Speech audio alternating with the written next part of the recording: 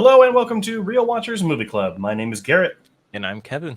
And we are your hosts. Movie Club is a show where we pick a movie every week and discuss it, just like a book club. On today's show, we're covering the animated family film Inside Out. Our opinions and more coming up on Movie Club.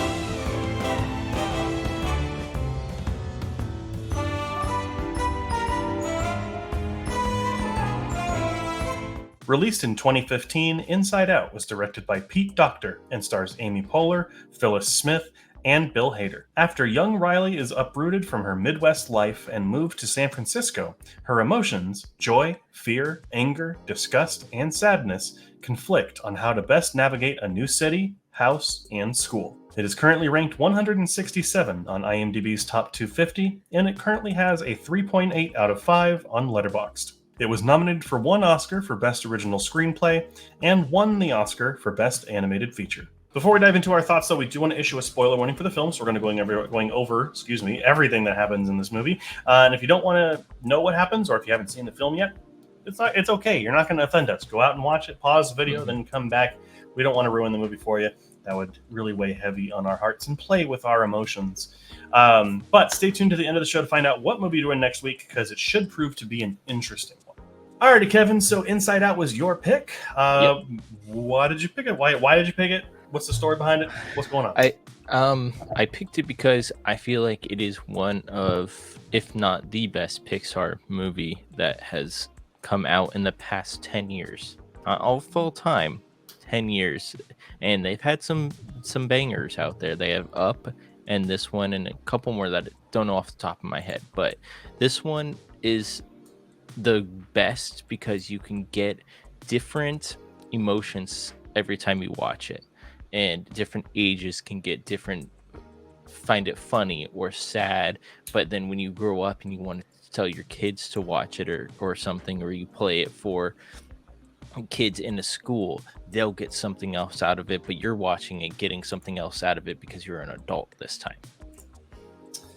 Sure. And I think that I do agree that it is one of the better films from Pixar. I don't know if I can go as far as to say that it is the best one of the last 10 years. I do think that Coco is also up there. And it's obviously it's not the 10 years, but I mean, WALL-E is still actually, what am I saying? Soul is one of the best ones that I've ever done as well. So but it's definitely up there as well. And I do think that there is a wealth of kind of content and relatable events that you can pull to make this film and to make these characters and this world work. I do think that that's what's really nice about it.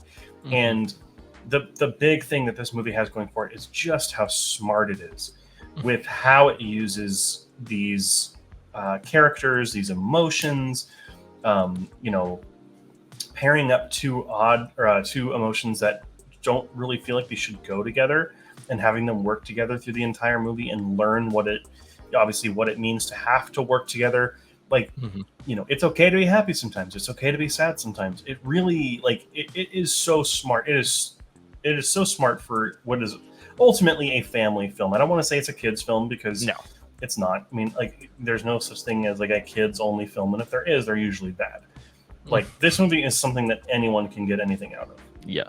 And I love the aspect of it too, because of how the inside of your brain works. It doesn't look like that, but as a kid, you understand it a lot more. And that's what kids can get out of it. Each emotion portrayed as a different character, and then saving your memories or having the vacuum wipe out memories that you don't need anymore. Like that little stuff, kids don't really understand until they get older and you're like, oh yeah, because I don't remember this at all. Or yeah, that password, no idea where it is. And then it gets swept away from your mind pretty much. But the aspect of having your memories balled up pretty much in a ball and saved is really cool. And at the end of the day, it's just like a work job. Okay, send it away, starting a new day the next day, which is, I think, is really cool to think about what happens. Yeah, and I do want to latch on what you said, right? This is something that both kids and adults can understand. And I think that you really could use this movie as a way to kind of explain to kids, like as a good way to how their emotions would work, right? Like, Mm-hmm. how, like, why you feel happy, why you feel sad, why you feel angry. And it's again, it comes down to that Oscar nominated screenplay that really, Yeah. it's not just for kids. Like, adults get just as much out of this as kids would. It is fantastically written. I do want to point out, though, before I forget, that there is a really depressing fact of this movie. And I guess you could say that it is, uh, you know, indicative of characters. But, like, I don't know if you noticed, obviously, Riley, her chief emotion is joy. Yeah. Um, the dad's chief emotion Yes, is anger. I have it in my little review. And Everybody the has a mom's is sadness, sadness. Yup. which is so depressing that Mm-hmm. sadness is her chief emotion. Yeah. But obviously, every parenting situation is different, but I feel like that, for the majority of people, really hits the nail on the head, which is unfortunate. Did you remember in that scene, Riley's dad was going to get mad at her, so maybe they switched over chairs for anger to be in the middle, and then the mom was sad because she noticed that Riley was sad and that the dad wasn't paying attention.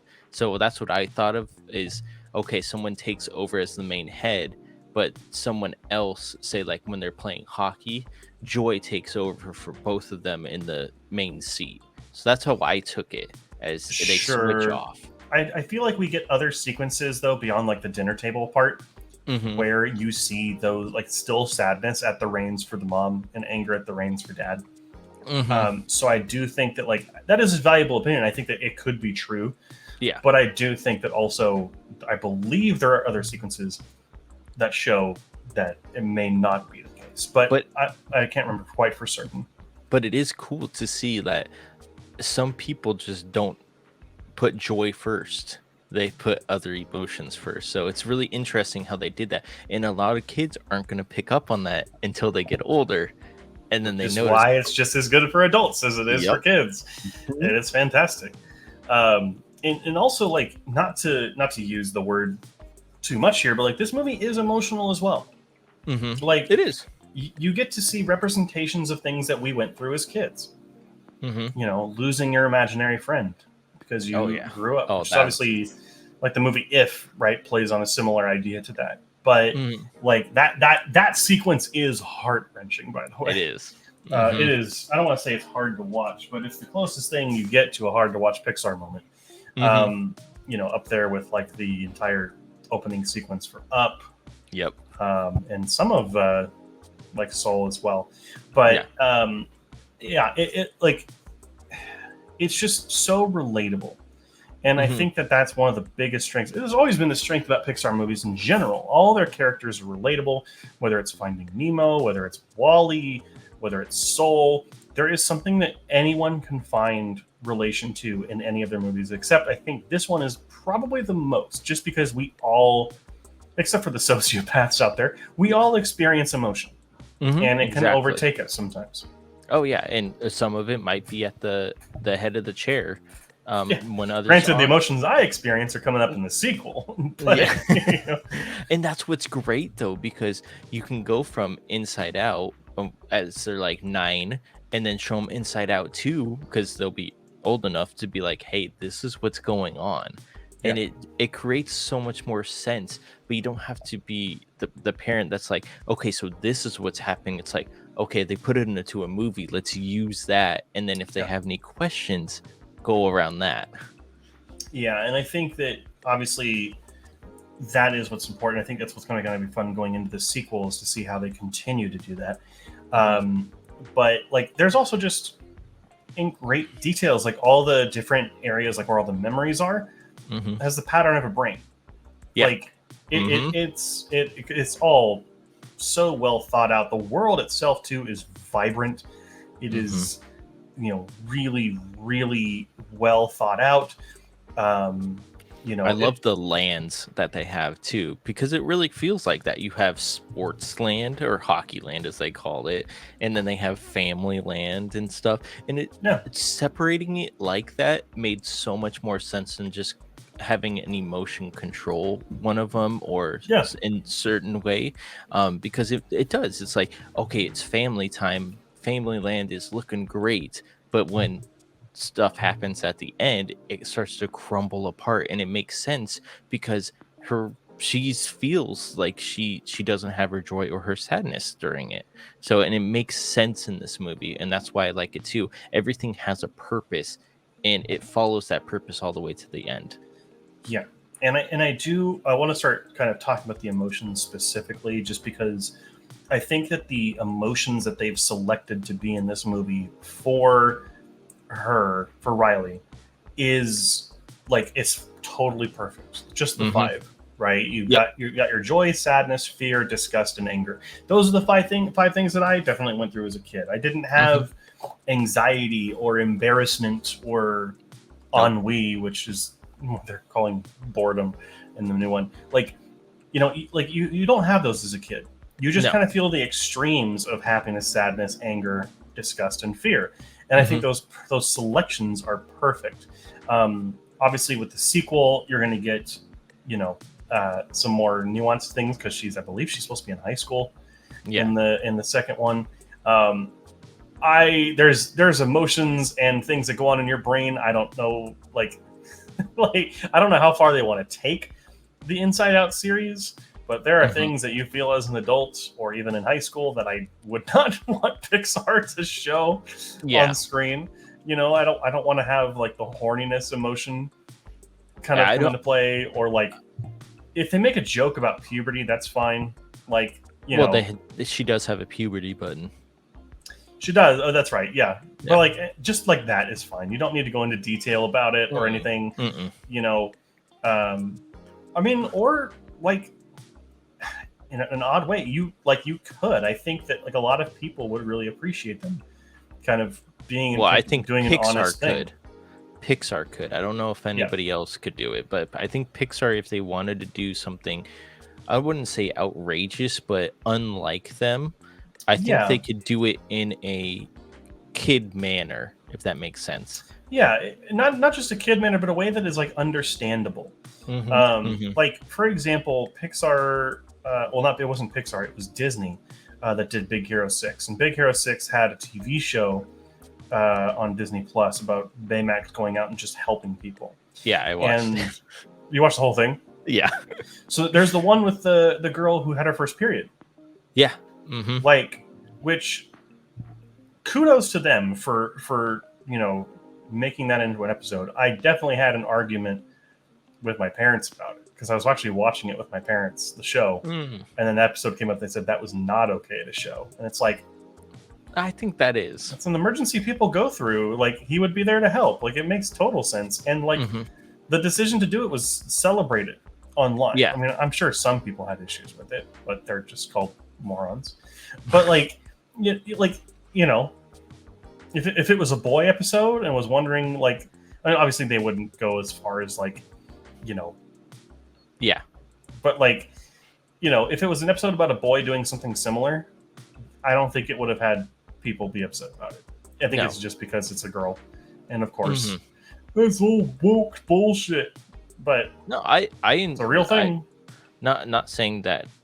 Um, like I didn't enjoy that episode, but it was good to see it on a TV show because Yeah, like you have some kids that their parents don't talk to them about this stuff, and then they see it on Big Hero 6 and they go, "Oh, okay, so everybody gets it and they're not feeling alone anymore." Or yeah. and that's what this movie as well, Inside Out, is sometimes you get that anger, disgust, and oh, what's the other one?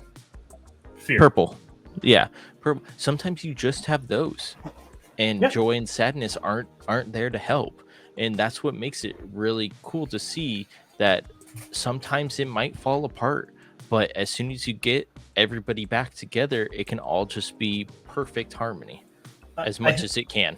I think what it really boils down to is that the most successful movies that kids can enjoy as well as adults are the ones that you don't treat the audience like morons. Yeah. You treat them as intelligent people no matter how old they are. Yeah. It's why Studio Ghibli works for pretty much any age. It's why Disney, for the most part, and Pixar work, is because they don't treat their kids like garbage, right? It's not like the Despicable Me movies or anything by Illumination, right? That really, it just like they throw in the Minions because it gets kids to laugh. Like they're not interested in telling a good story that you connect with. It's to get kids in seats and to get them to laugh and to get them to shut up. That's exactly what it is. But this, like it with Inside Out, with pretty much anything Pixar has done, yeah, it'll get kids to laugh, but at the same time, the parents are laughing with them. And then also they're feeling emotions during the moments that are designed to have those emotions. Well, and a lot of time you just brought it up that made me think about this. They'll ask questions about it, about movies like this, of like, Yeah. oh, well, how did joy and sadness join together? I thought they were opposite. I mean, they explained it in the movie, but then you can further on explain it as a parent to a kid, or to, if you're a teacher, explain it to the class about this is what's happening, and use real life situations after they just saw it in a movie, and that's what makes them learn a lot more, instead of laughing at minions who can't speak and say banana half the time. And that's what's great about Pixar movies. You can get it from Wall-E. You can get, oh, the earth is, oh, we need to clean up the earth because it looks bad, so that's why they were in space. Oh, but how can they make an impression that helps the earth? This one is, oh, how can I make myself feel more joy? Oh, maybe I do a sport or It's something. okay to feel other things than just happy. It's okay to feel sad. It's okay to feel angry, or to be afraid, or to be disgusted by something. Like, it's okay to feel all those things. We get it. We as adults, you and me, I get afraid of going to job interviews. Like, you get that, I don't want to say anxiety because that's in the second movie, but it's like you get that fearfulness in you every single time. It's like, oh, did I do something wrong? Did I say this right? And you start second guessing yourself, and then you're like, oh, I got that question wrong on a test, or you're trying to help a patient or a customer. Man, these guys are calling again. You get a little angry out of it. So watching this, you're like, okay, totally understand, because I go through all of these emotions half the time. Yeah, it's one of those things like, have you ever seen the show Big Mouth? Yeah, love that show. Big Mouth kind of feels like a pseudo adults only version of Inside Out. Obviously, that's going to address the things that a movie like Inside Out never could, but they also, in some ways, I feel like really nail what certain emotions are. Like, I think Big Mouth really nailed anxiety in one of its later sequences.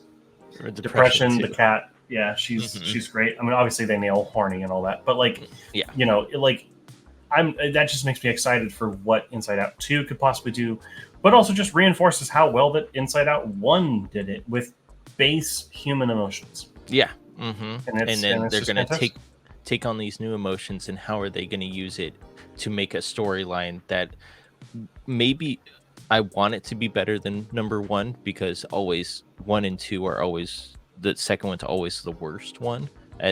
Some people say, I know there's some like Aliens and stuff like that they're better, but I want this to have not a better story. I want this to have a good story like Inside Out 1, because then that would connect the two together and be like a really good double feature. When, like, think about health class. I would love to watch this in health class because it makes sense.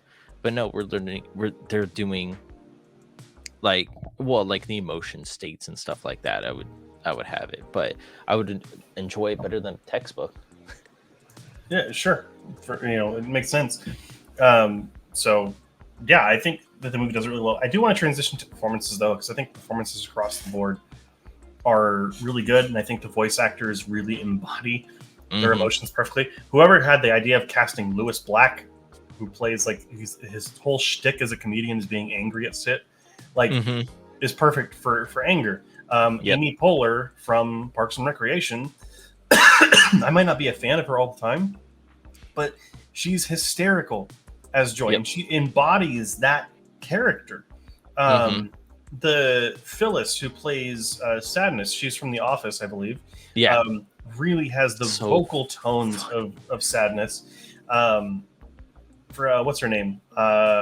Mindy Kaling, I think, who plays Disgust. Disgust. I mean, we're all disgusted at her show Velma, so that makes sense. And then Bill Hader, just like the way he plays Fear, it all just works. It does. And it's just, And they all work. I like how they don't go overboard with it as Yes. well. Like Disgust could have been really, really, like, no pun intended, disgusting when she talks and everything like that. But she talks normal to the emotions, and then when something happens, she gets disgusted on it. She talks like someone who is disgusted, not like she's not the embodiment of disgust. It's not like Fear is not the embodiment of fear. He just sounds like fear. It's great. It is. And then I just love Sadness's voice, because I think that is her actual voice. It is, yeah. Yeah, and she always sounds sad, and it's like, okay, it's so true, because you wouldn't be happy if you were sad all of the time. Yeah. So it was just, I love Sadness. All right, Kevin, so this was your pick this week, so I'll go ahead and go first. I think, personally, that Inside Out is a great film. It is truly a great one. That really... It embodies something that all of us go through, and it is universal, and everyone kind of experiences these same things. And so, it's so smart, it's so well written, it's thoughtful, it's emotional, it's imaginative as well. It resides towards the top of their catalog for me. And so for that, I give the film a 95 out of 100, which is a 4.5 out of 5 on Letterboxd for me. And I do think that it is one of their better films. And I do think, not anymore, but it used to be on my top 150. That reminds me why I love film. It's just, it's a fantastic movie. Yeah, I totally agree with you, and it's very creative as well, of how they use different, like the brain, like you were talking about, how all of the columns and rows look like a brain, but us as adults will understand it, but as kids they see little marbles and stuff like that. So I gave this also a 95 out of 100, 4.5 stars.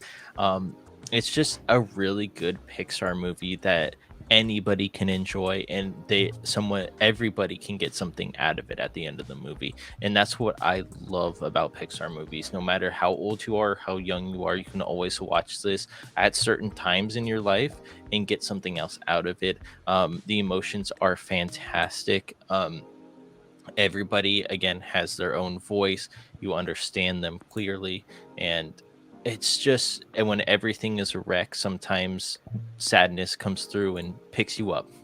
So the question now falls to you. What do you think of Inside Out? We'd love to hear what you have to say down in the comments section down below. But just remember to be respectful to one another, because we all experience emotions, unless you're a weird sociopath. Next week, we'll be covering the Italian drama 8.5. We're very excited to talk about this one. So make sure to watch it if you're interested before next week, so you're not spoiled. Again, thank you so much for watching. Make sure to like, comment, and subscribe to us here on Real Watchers on YouTube, and catch our live stream every Monday at 7 p.m. Pacific Standard Time, and, of course, Movie Club, which drops every Friday morning at 4 a.m. Pacific Standard Time. And until next time, make sure to keep those eyes on the screen.